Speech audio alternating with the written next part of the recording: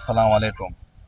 आज मेरे साथ मेरे बड़े भाई first committee chairman Khusro Pasha Bijawani साहब और साथ ही हमारे कॉन्टेस्टेड एमएलए टारवन इंचार्ज उस्मान हाजिर साहब और जितने भी हमारे यंगस्टर्स मोइज़, अरहम, अमान, हुसैन, जितने भी लोग यहाँ पे जो दर्द महसूस करके हम पूरे इकट्ठा होके आज यहाँ पे स्टेट ह्यूमन राइट कमीशन को आना पड़ा।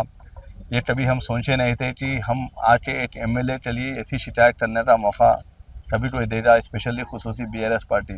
आज जो बीआरएस पार्टी जो माहौल बना रही है, जो मुसलमान के ख़िलाफ़ उनका एमएलए जो जहर उगल रहा है और केसीआर और केटीआर जो तरह से खामोशी इख्तियार कर रहे हैं, पता नहीं उनका मंसूबा क्या है, वो क्या करना चाह रहे हैं, मुसलमान को और कितनी तकलीफ़ देना चाहते हैं। उनकी जब दौरे हुकूमत में कितने मजीदे शहीद हुए तब भी कोई आवाज़ नहीं उठाया, और आज तो डायरेक्टली उनके एमएलए पाड़ी कौशिक रेड्डी भरी रोड पर तमाम ऑफिसर्स के सामने एक मुस्लिम आईपीएस ऑफिसर जो होती बहुत ही ईमानदार, बहुत सबको लेके चलने वाले ऑफिसर को लेके आईपीएस के साथ जो रवैया उन्होंने जो बिहेव किया, जिस अल्फाज को इस्तेमाल किया, जो जहर उगला उन्होंने उनके खिलाफ, उनके रिलीजन के खिलाफ, उसका ही कंप्लेंट देने ह्यूमन राइट कमीशन को आए। और जब इसका सवाल मैं ट्विटर के माध्यम से मैं ट्वीट किया केटीआर, तो केटीआर हद तो ये हो गई कि केटीआर मुझे ट्विटर पे ब्लॉक कर दिए। वो भले जब जमहूरियत में किसी को अपन सवाल करते हैं, वो पार्टी के वर्किंग प्रेसिडेंट है बोल के उनको सवाल किया गया कि आपके एमएलए ने ऐसा बोला, इस पर आपका क्या रुख है। उन्होंने सीधा सीधा ट्विटर पे ही मुझे ब्लॉक कर दिया।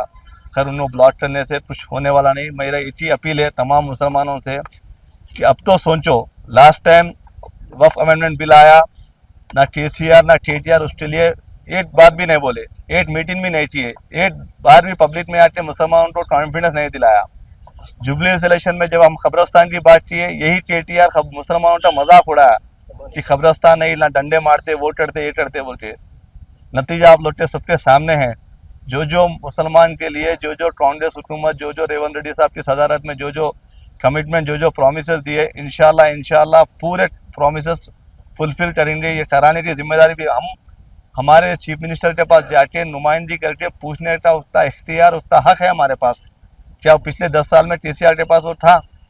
खाली सिंबॉलिक नाम के लिए होम मिनिस्टर बना के रखे थे। कभी उन्हें एक होम मिनिस्टर, कभी एक विजिट की, उन्होंने होम मिनिस्टर का रिव्यू किया उन्होंने? हम हर जगह पहुंचते, हर जगह बात करते, हमारे सीएम से बात करते, मिनिस्टर से बात करते। उनके दौरे हुकूमत में एक माइनॉरिटी वेलफेयर मुसलमान मिनिस्टर को नहीं बनाए, हम यहाँ पे मिनिस्टर बना के माइनॉरिटी वेलफेयर दिए, क्योंकि उन्होंने उनका दर्द, उनकी चीज़ समझ सकते बोल के आज अजहरुद्दीन साहब को आपके बीच में रखे। तो मैं ये बताना चाहता हूँ केसीआर या केटीआर को, आप मुसलमानों को गुमराह करना छोड़ दीजिए।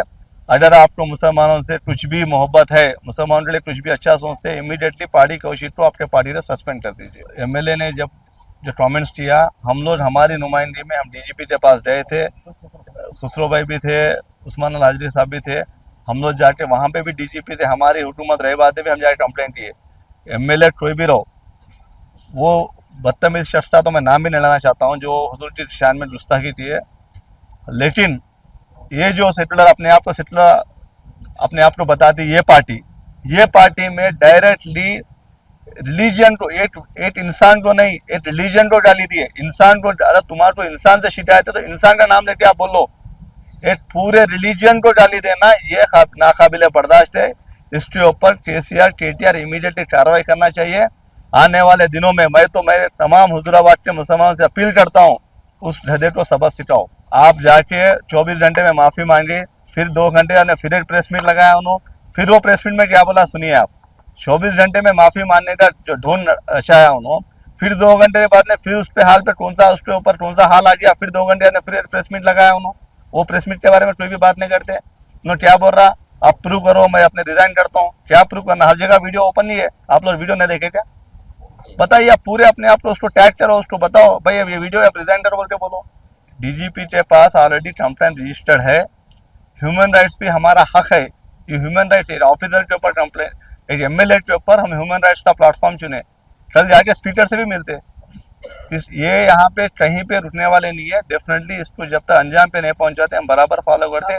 डीजीपी के पास नहीं, हम और किसी के पास भी जाना है तो जाते। अब तो मैं कन्फाइन तोशी रेड्डी के मसले पे होता हूँ, फिर भी आप मस्जिद का जो बात लाए तो उसका जवाब देता हूँ मैं। कोई भी मस्जिद अगर जो आप मस्जिद का जो बता रहे, मस्जिद जागीरदार जो मोइनाबाद के मस्जिद के ताल्लुक से आप बात कर रहे हैं, हम बराबर उसको फॉलो अप कर रहे हैं, बराबर वहाँ पे मस्जिद तामीर करने के लिए जो भी हमारे से कोशिश बनती बराबर उसमें सब करते हैं। और सबसे पहले आपको बताऊं, जब वो इंसिडेंट हुआ था सबसे पहले मैं पहुंचा था वहाँ पे। अजहरुद्दीन साहब इस रियासत के उन्होंने वजीर है, मिनिस्टर है, उनको जब आना है अप्रोप्रिएट टाइम पे बराबर आते। अब हाल ही में पब्लिक गार्डन मस्जिद में जो बाजू में जो स्पेस, बहुत सारे हमारे बड़े भाई रिटायर होते वहाँ पे माहौल बना के बैठ रहे थे।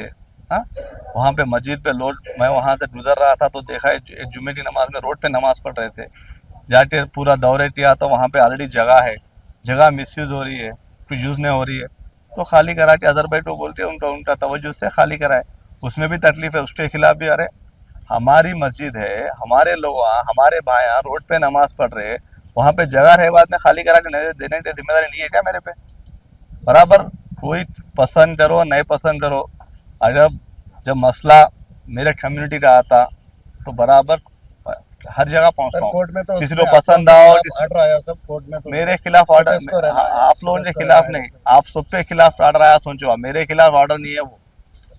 आप लोग नमाज, आप वहाँ पे शामिल नहीं होते, पब्लिक गार्डन मस्जिद में जब वक्त मिलता तो आप नमाज के लिए शरीक नहीं होते क्या? वो मेरे खिलाफ नहीं, आप अपने सबके खिलाफ आया समझो। आप नमाज नहीं पढ़ना बोल के पिटिशनरी मुसलमान है उसमें, आप क्या बोलते हैं इसको? गिरफ्तारी भी होना, सजा भी दिलाना, आप सब लोग साथ दीजिए, सब मिलकर इसको लड़ाई को आगे बढ़ाएंगे।